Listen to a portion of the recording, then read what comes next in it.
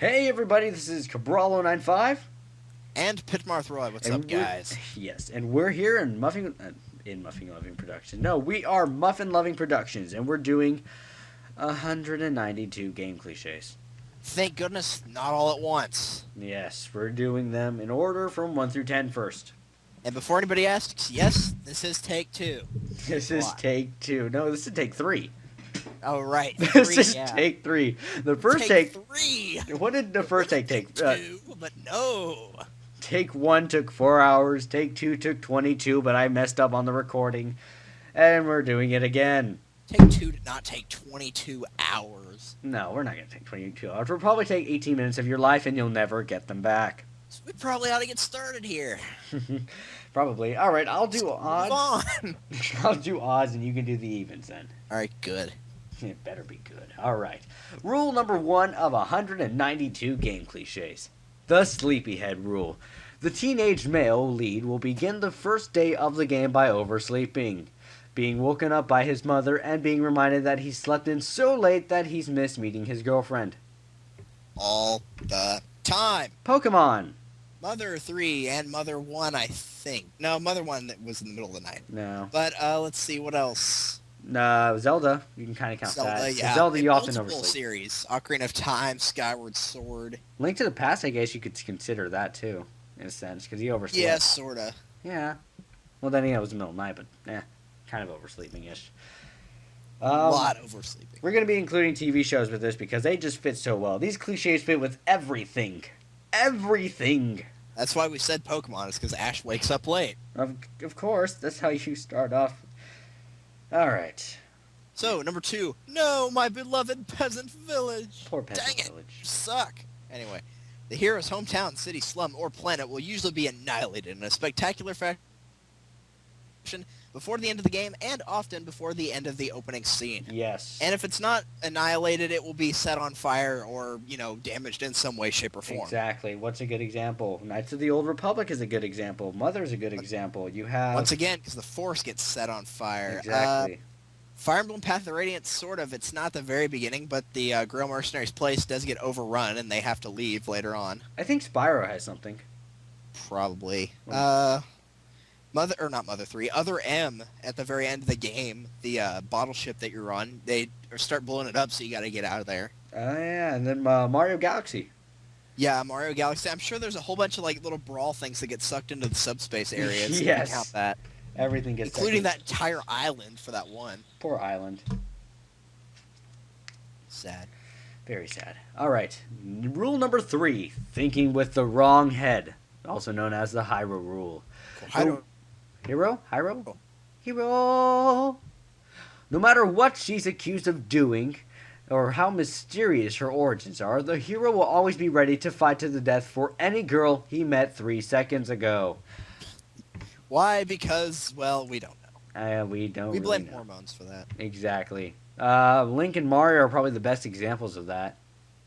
Star Fox Adventures. Fox never knows Crystal's name. Somehow in the plot, he just figures it out. And then he ends up fighting for her, even though they don't actually talk until one of the very last cutscenes when they don't actually interact other than the fact that Fox saves her and she steals her staff back away from him, and then he runs off in the R-Wing. Mm-hmm. That's about it. That always happens. I mean, there's just so many examples of that everywhere. Even in TV shows. There's a bunch of TV shows with that. I can't remember any. Anyways. I think they're probably worse in TV shows than they are in video games for that one. Oh, yeah, definitely. All right, looks like you're up. I mean, pretty much since ever they first had any TV show, they always portray women as, some person that's always in trouble. I'm like, that's not true. You're kind of stereotyping here. Kim Possible isn't stereotyped. Thank goodness. It's one of the few that doesn't. Yeah. Pretty much the only time it doesn't is when the lead character is a female. Yeah. Well, not always. There's a few cases of that. But yeah, there's a few, but they're few and far between. Yeah, but then again, you have few and far between for the female main leads. Exactly. Anywho, ooh, you get a fun one. Yeah, the cubic zirconium corollary. You said which I it can never right. pronounce correctly, which is why he's getting odds this time. Uh-huh. The aforementioned mysterious girl will be wearing a pendant that will ultimately prove to be the key to either saving the world or destroying it. I love those characters. Mist from Fire Emblem, Path of Radiance and Radiant Dawn, Erica in a frame and all the other countries that have the sacred stones and farm the sacred stones. Mm-hmm. Goodness knows how many games Zelda's had some mystical pendant or any other artifact like the Ocarina of Time. What else? There's a lot of others. There was a TV show with that too. I'm trying to remember. I was about to say a show I would have. Wait, what show was I thinking of saying? I was thinking of saying Totally Spies, but I'm like, why am I thinking of that right now? But pretty much, if they have a female character and they mention them having a pendant or medallion of any sort, even if it's very, very something vague, that deals with magicness and refers to the plot line. And if it's been passed down through generations. Of course. Because, yeah, that just makes sense. We're adding on to this quote now. We're stamping it on. If it's been passed down through generations, it is mentioned in some way or form at any point. If it's more than just a medallion that has some sort of magic to it, it's useful and will help you win the game. Pretty much. Or it's necessary to win the game. Necessary to win the game, yes.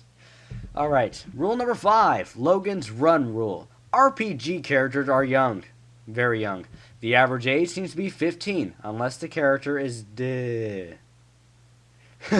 unless the character is a decorated and battle-hardened soldier, in which case he might even be as old as 18. Such teenagers often have skills with multiple weapons and magic, years of experience, and never ever worry about their parents telling them to come home from adventuring before bedtime, aka Pokemon. By contrast, characters more than 22 years old will cheerfully refer to themselves as washed-up old fogies and be eager to make room for the younger generation. How many times do I have to tell you that? We're just fogies, not foggies. Is it fogies? It's fogies, not foggies. Well, I don't... Apparently you have to tell me 3 times. Jeez. Fine. How many times has a Fire Emblem game had the main character or the character that cannot die be over 20? As many times as I've said foggies. Never. You said foggies. It's fogies. See? Never mind. Anyway, moving on. Let's see. Fire Emblem, Zelda, like you have Young Link. Pokemon. Young Link. Which I don't know, regular Link's like what? Supposed to be about 18, so even then. Exactly. And I mean, even in Pokemon, you consider that. You start off 10 and 11, and then you go and fight Red. He's like, what? 15? 18? Yeah, exactly. It's like, if you look at the Brawl character list, they basically, for Brawl, they have a whole bunch of the main characters. A lot of them are kids. Yeah, except for Or Mario. at the very least, under 20. Yeah, except for Mario, Donkey Kong, Bowser, Kirby. Well, I don't know how old Kirby is. No one knows that. Kirby, they don't really specify. No. Although, I'm pretty sure Kirby's an adult. Who knows? Pikachu, once again, don't know on that one. No one knows Pikachu. But really, the only ones that aren't are like Fox, Falco, and Wolf. They're supposed to be. Ash has been 11 for 11 years now. Yes. So Pikachu should be that dead. Just makes sense. Who knows? I know. Anywho. Number 6, the single-parent rule. RPG characters with 2 living parents are almost unheard of. As a general rule, male characters will only have a mother, and female characters will only have a father. The missing parent either vanished mysteriously and traumatically several years ago, is never referred to at all, and I'm adding this last part in, or they could possibly be working for the villain or be under control of the villain. Mm-hmm. Frequently, the main character's surviving parent will also meet an awkward end just after the story ends, thus freeing him of inconvenient filial obligations. Yes. Let's see. In Mother 3, you lose your mom pretty early in the game. I don't know if they specify if Flint survives or not, but he does take quite a bit of a beating. Pokemon once again. Yeah, Pokemon, you never have your father, and that's... Your rival May has both her parents, but they very rarely mention her mother, so... Yeah. Movies. You can even go to movies with this, and TV shows, definitely. You have Beauty and the Beast. Pretty much. Aladdin. Parents never mentioned. I don't know if you count this, but like Rugrats, Chucky didn't have a mom. Oh yeah, Chucky did not have a mother. I forgot about that. Like he gets his quote unquote new mom in Kimmy, but it's not his real mom. Real mom. Newest mom? No, not doing that. It's not funny. It's funny. No, it's not. They're laughing at us right now. I know it. You're laughing at us. They're laughing with us. There's a difference. No, they're laughing at us. We're pretty stupid if you admit that. True. Because the person is smart, but people are stupid. So the person watching us is smart, and we're pretty stupid because we're people. Yep. All right. Ooh, I get an interesting one. Some. Oh wait, I should say this first. Rule number 7. Some call me Tim. The ninja. I know. Good guys will only have first names, and bad guys will only have last names. Any bad guy who has a first name will become a good guy at some point in the game. Good guys' last names may be mentioned in a manual, but they will never be referred to in the story. Ever. Ever. Sonic and Dr. Eggman. Doctor is not his first name. Despite what people think, Doctor is not his first name. Pokemon, you don't even have a name, and then you have Giovanni. Is that his first name? I don't know. I've heard it be both a last name and a first one. Mr. So. Giovanni or just Giovanni, yeah. Yeah, I don't know. I don't know. No one knows that. That's kind of beside the point. Bowser. Really, the only exception is, like, Star Fox, because you'll have, like, Fox usually has his full name. Sometimes it's Fox McCloud. Mm-hmm. And they always have Wolf, who's a villain. Yeah. But I guess Andros is a last name. I don't know. And then he may just have Andros. I don't think he has a first name. Yeah. I don't know at all. And then you have, what was it? Mario. You have Bowser. Bowser's his full name. His first and last name. Bowser doesn't have a last name. It's his full name right there. Mario's his first name, so you can consider that.